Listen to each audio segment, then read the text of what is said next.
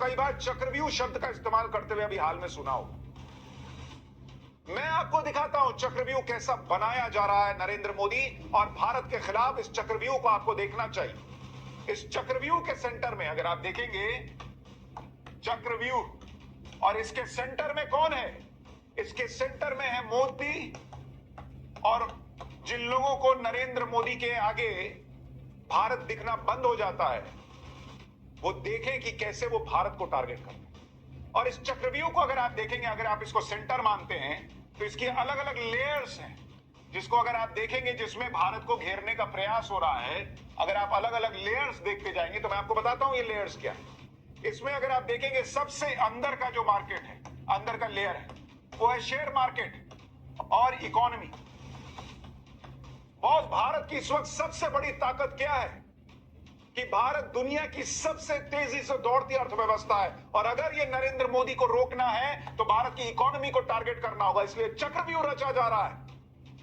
कभी ये बोलकर कि एलआईसी का पैसा डुबा दिया मोदी ने, कभी ये बोलकर कि बैंकों का पैसा डुबा दिया मोदी ने, और कभी ये बोलकर हिंडनबर्ग की रिपोर्ट के सहारे कि भैया मार्केट तो गया, पैसा तुम्हारा गया। क्योंकि एक बार इकोनॉमी गिर गई, एक बार भारत की रफ्तार धीमी पड़ गई, तो फिर नरेंद्र मोदी को रोकने में काम आएगा। लेकिन ये चक्रव्यूह का पहला लेयर है। इसके बाद आप देखिए ये जो लेयर है दूसरा, इसमें है अग्निवीर, देश की सेना। अगर देश की सरहदें कमजोर पड़ गई, अगर देश की इंटरनल सिक्योरिटी कमजोर पड़ गई, अगर देश की सेना जो कभी नहीं हिली, कभी नहीं डिगी, आसपास के देशों को आप देख लीजिए, अगर वो सेना कमजोर पड़ गई, तब जाकर भारत को कमजोर किया जा सकता है। और इसीलिए अग्निवीर पर सवाल उठते हैं। इसी तरह से आप देखिए एक लेयर है किसान।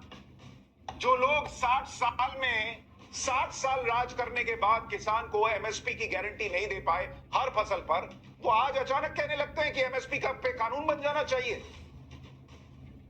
ये सिर्फ प्रयास है कि कैसे किसान सड़क पर आए, कैसे अग्निवीर के नाम पर देश का जवान सड़क पर आए। और इससे भी जब नहीं मन भरता तो अगली है जाति जनगणना।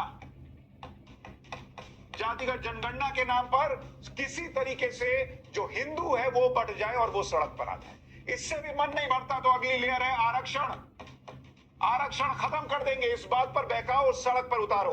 इससे भी मन नहीं भरता तो फिर बोलो मुसलमान खतरे में है, मुसलमान को टारगेट करो, कम से कम वो सड़क पर आए। और उससे भी मन नहीं भरता तो बोलो संविधान ही खत्म कर देंगे, नरेंद्र मोदी देश खत्म कर देंगे। ये अलग अलग लेयर है बॉस इस चक्रव्यूह के। और इसके बीच में टारगेट पर चारों तरफ से नरेंद्र मोदी है।